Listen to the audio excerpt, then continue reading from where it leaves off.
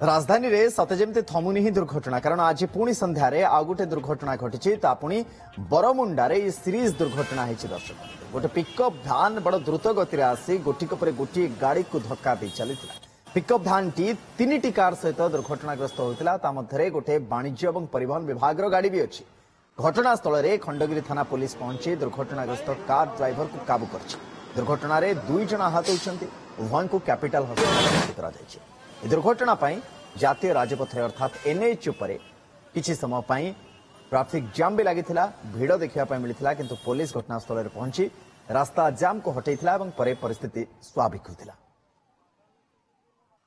बाजीगला ऊपर खसु जो पिकअप गाड़ी गोटे आसूला सीटी स्पीड थिला आई थिंक